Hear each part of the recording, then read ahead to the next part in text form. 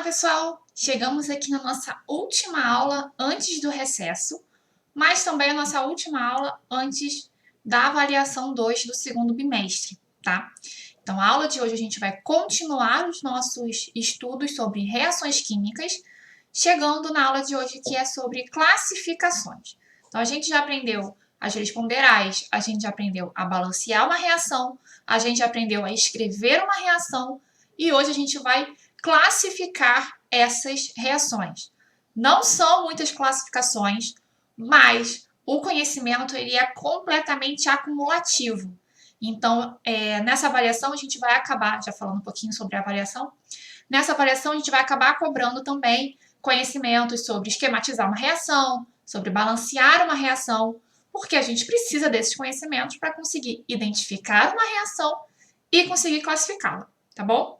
Então, o tema de hoje, na nossa aula de hoje, são 2 capítulos da apostila. Eu juntei 2 em 1. Ai, Carol, meu Deus, é muito conteúdo. Não, porque o capítulo 16, ele só apresenta algumas reações e fala da sua aplicação industrial. E o capítulo 15 é o capítulo mesmo sobre classificação de reações. Então, eu juntei os dois e usei parte das reações que aparecem no capítulo 16 para ilustrar a minha explicação sobre a classificação das reações. Mas isso não tira a sua responsabilidade, caro aluno, de ler o capítulo 16, tá bom? Então, você vai dar uma lida no capítulo 16 da apostila, é o primeiro capítulo do 3º volume, tá?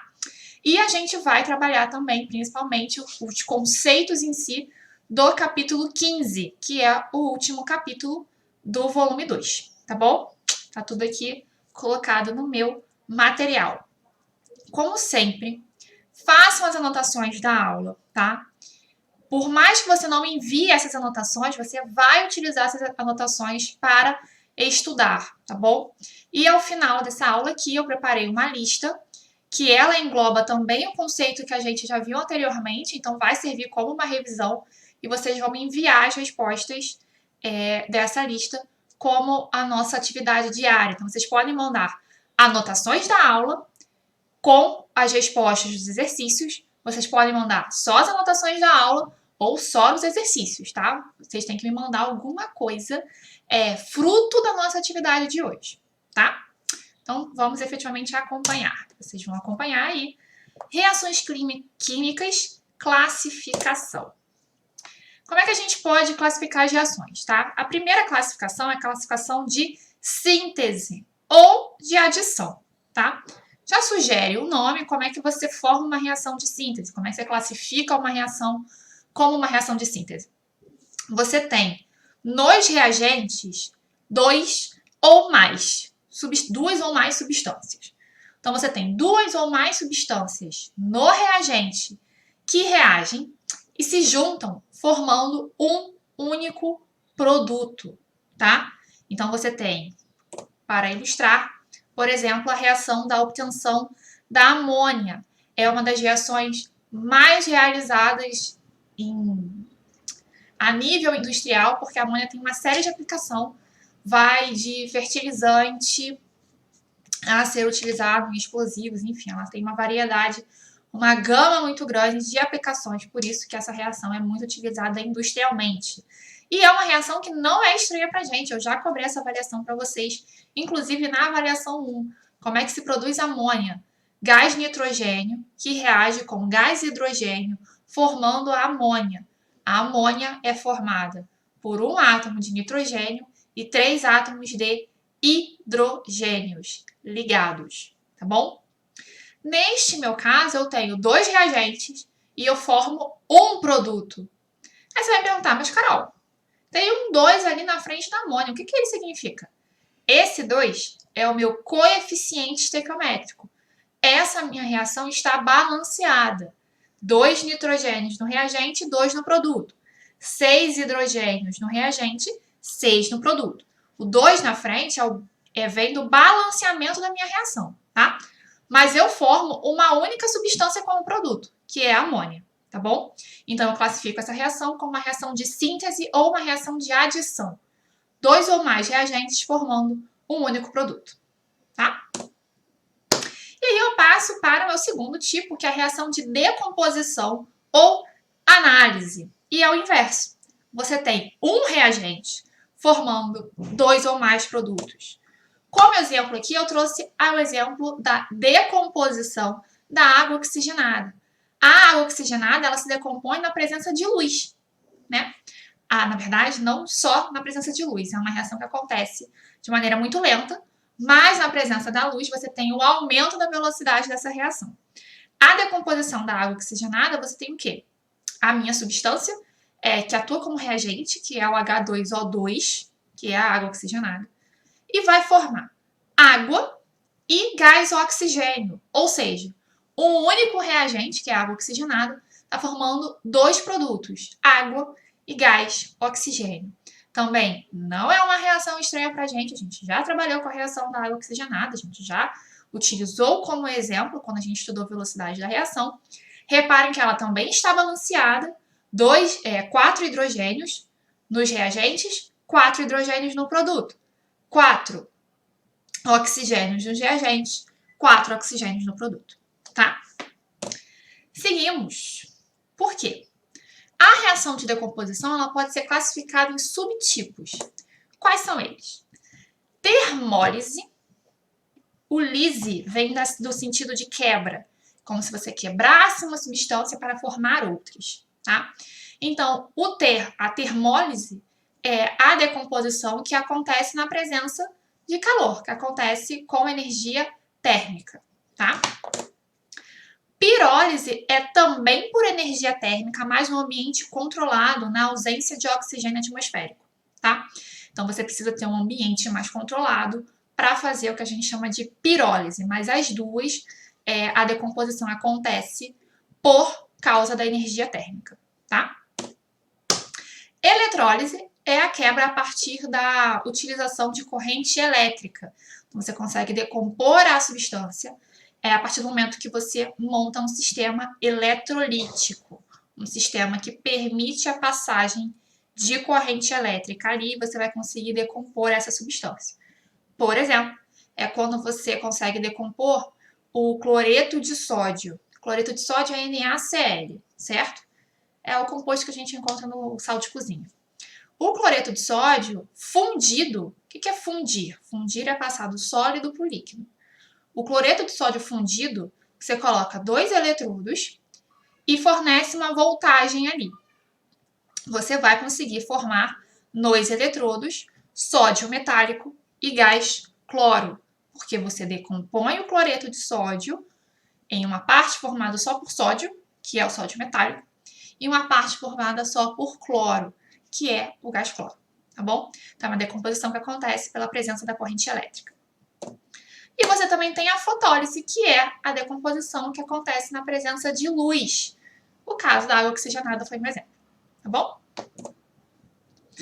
E aí a gente tem uma outra também classificação, que são as reações de combustão. A gente já falou sobre reação de combustão, que precisa de um combustível e de um comburente. Vamos lá.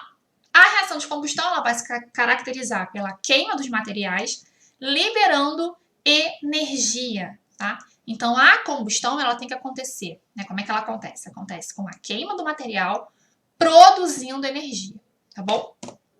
Você precisa do combustível, do comburente e da energia de ativação. O combustível é o material que vai queimar, né? O material que vai ser queimado. O comburente é o material que você precisa para que é como se ele alimentasse a minha reação de combustão. O comburente, no caso, é, por exemplo, o gás oxigênio, né? A reação de combustão ela tem que acontecer na presença de oxigênio. Então, Então, o oxigênio é o meu comburente, tá? Vamos pensar na queima do gás metano. O metano é o combustível, o oxigênio é o comburente, tá? Para essa reação acontecer, ela precisa de energia de ativação, mas aí a gente sabe que toda a reação para acontecer, ela tem um mínimo de energia de ativação. Qual é o esquema aqui na minha reação de combustão? Pelo seguinte, como essa reação libera energia, a própria energia liberada pela reação é o suficiente para ativar a reação. Então, isso acontece em uma reação que a gente chama de reação em cadeia. Por isso que é tão difícil controlar incêndios, é tão difícil controlar fogo. Porque a partir do momento que você tem ali disponível combustível e comburente, a própria chama, a própria reação de combustão, ela vai ceder energia para que ela novamente absorva e a reação ocorra. Então você tem a liberação de energia pela própria reação e aí você consegue absorver o suficiente para ativar essa reação e essa reação continua ocorrendo. Por isso que se alastra com facilidade, tendo combustível e tendo comburente, essa reação consegue se alimentar, tá? E aí a gente tem dois tipos de reação de combustão, a completa e a incompleta. É muito simples identificar quem é completa e quem é incompleta. Pelo seguinte, a reação completa, ela forma apenas CO2 e água. Esses são os meus produtos formados pela combustão completa. Você forma gás carbônico e você tem a formação também de água, tá? Aí você pensa, cara, mas quando eu faço uma fogueira, eu não vejo uma poça de água. Óbvio que não. Porque ali você tem uma quantidade de energia térmica sendo cedida para a água que passa rapidamente para o estado de vapor. Por isso que você não vê a água no estado líquido saindo da sua churrasqueira, tá?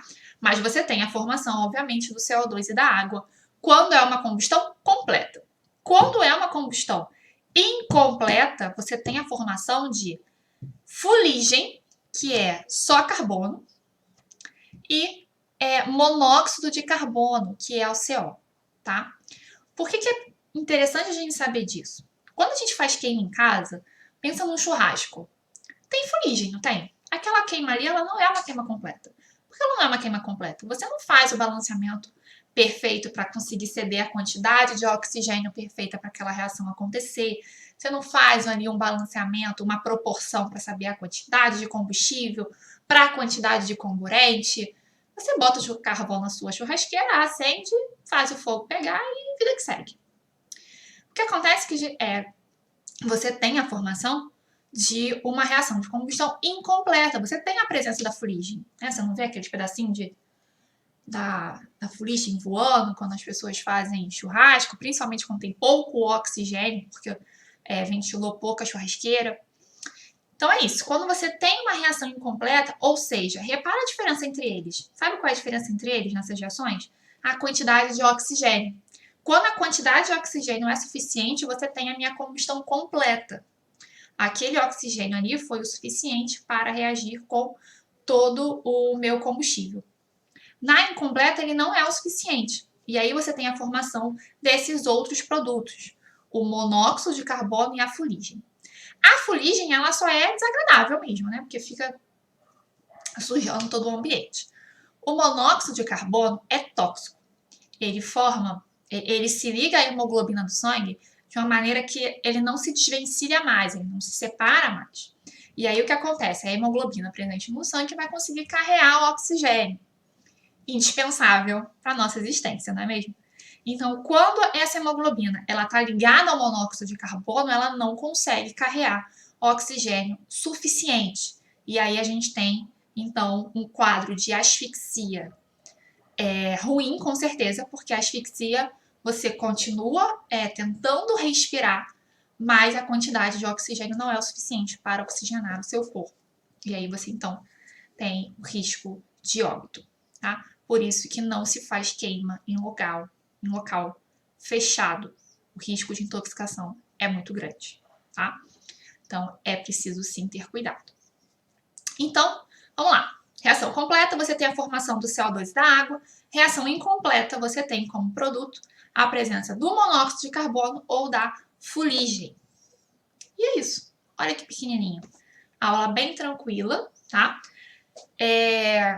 Aprendemos esses 3 tipos de classificação. Existem outros tipos de classificação, dupla troca, simples troca, mas a gente não vai abordar aqui, tá bom? E então a gente se vê no Zoom para fazer exercícios e para tirar as dúvidas de vocês. Desde lá do início de reação química, tá? A gente precisa ter esse conhecimento bem construído para continuar seguindo, porque é sobre reação que a gente está estudando. Então, se a gente não tem muita dúvida lá no básico, a gente não vai conseguir prosseguir, tá? Então, a gente se vê daqui a pouco.